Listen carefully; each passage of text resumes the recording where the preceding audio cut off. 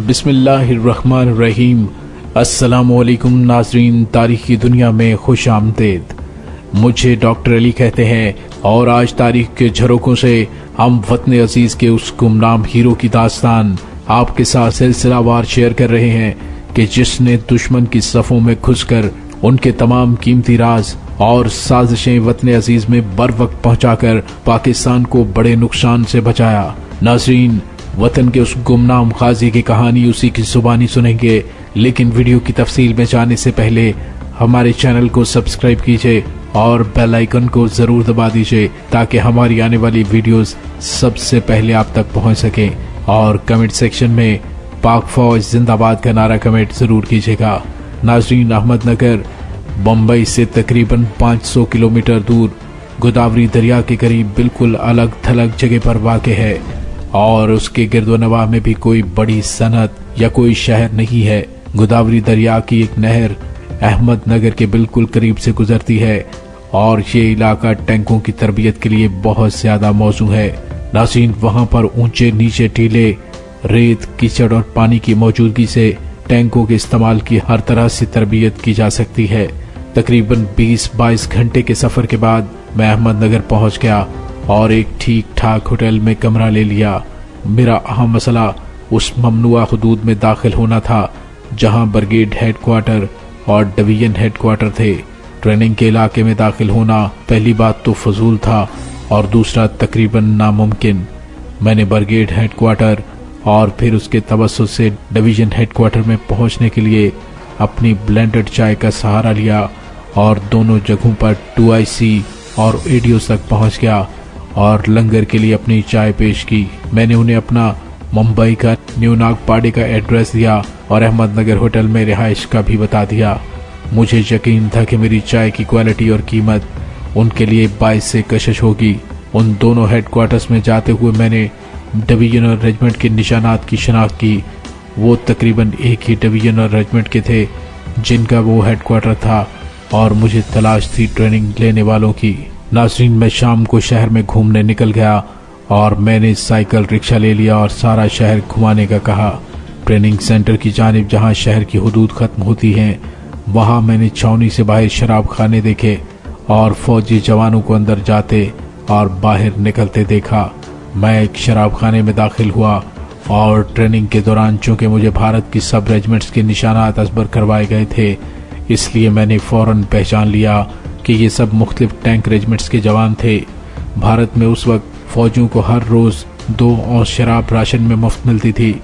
जाहिर है कि 2 औंस शराब से उनका नशा पूरा नहीं होता था, इसलिए छावनी के गिर्द शराब खाने बने हुए थे जहां देसी शराब मिलती थी और वहीं पर ये फौजी अपनी बकिया जरूरत पूरी करते थे। मैंने उन शराब के नशे में झूमते फौजियों से अपने मतलब की बातें उगलवाने का मंसूबा बनाया और वापस होटल लौट आया। अगले दिन फिर मैं एडीओ और IC के दफातर में गया।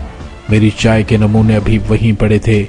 दोनों जगहों से मुझे कहा गया कि 1 हफ्ते के अंदर वो फैसला करेंगे कि मेरी चाय खरीदी जाए या ना, और अगर फैसला मेरे हक में हो गया तो मुझे सप्लाई जारी रखने की जमानत के तौर पर ज़र बयाना भी जमा करवाना पड़ेगा और मेरे साथ बाकायदा मुआहदा किया जाएगा कि कब से मैं सप्लाई शुरू करूं।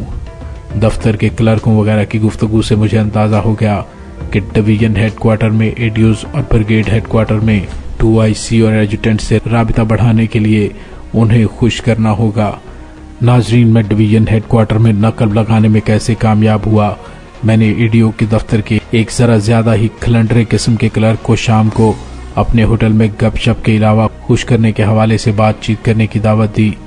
उसने होटल में आने से माजरत की क्योंकि शहर में कई कहवा खाने होने की वजह से कई होटल्स फौजियों के लिए इलाका ममनुआ करार दिए गए थे और FIU और मिलिट्री पुलिस वाले फौजियों को उन ममनुआ इलाकों से पकड़ने के लिए घूमते फिरते थे और एक फौजी क्लर्क को शहर के होटल में एक अजनबी सिविलियन के साथ देखकर वो शक कर सकते थे।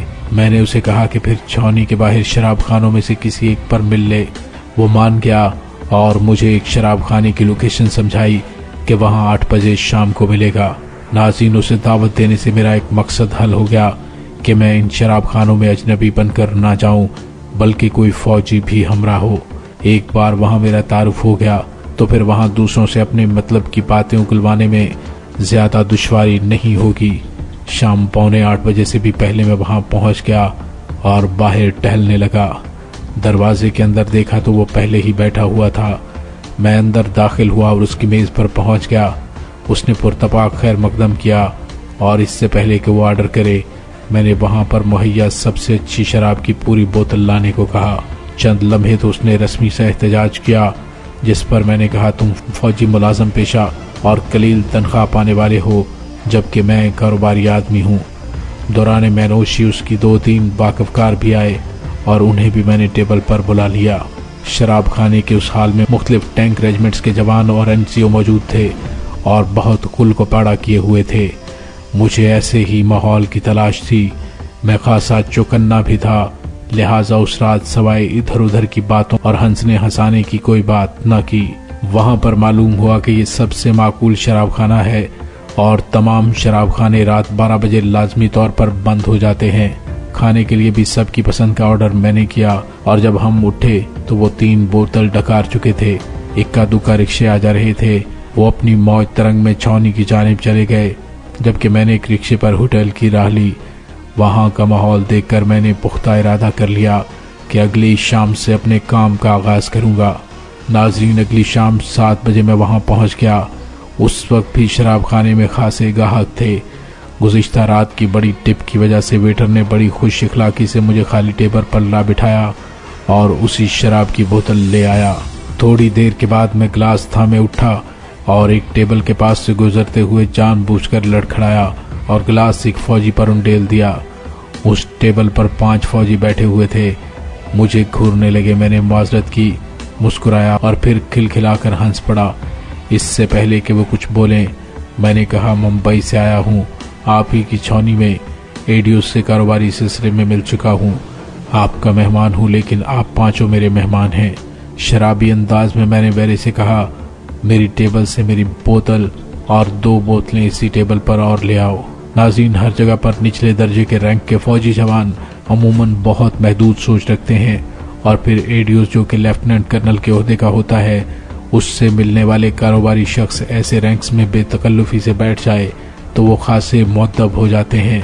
उन्होंने पहले तो मेरा मेहमान बनने से इनकार किया, लेकिन जब मैंने बेतकल्लुफी से उन्हें यार यार कहना शुरू किया तो उनकी झिझक खत्म हो गई। दोस्ताना माहौल पैदा हुआ और थोड़ी ही देर में नौबत यहाँ तक पहुंची कि वो मेरे साथ मजाक करने लगे। मैंने इंतहाई होशियारी से गुफ्तगू अपनी चाय के कारोबार, भारतीय बंगाल की चाय और साबिका मशरकी पाकिस्तान से चाय भारत में स्मगल करने की तरफ फेरा। नाजरीन, उसके बाद कितनी होशियारी से मैंने दुश्मन से अपने काम की इंफॉर्मेशन निकलवाई, इसका जिक्र करेंगे हम आने वाली वीडियोस में। तब तक के लिए इजाजत दीजिए। पाक फौज जिंदाबाद, पाकिस्तान बाइंदाबाद।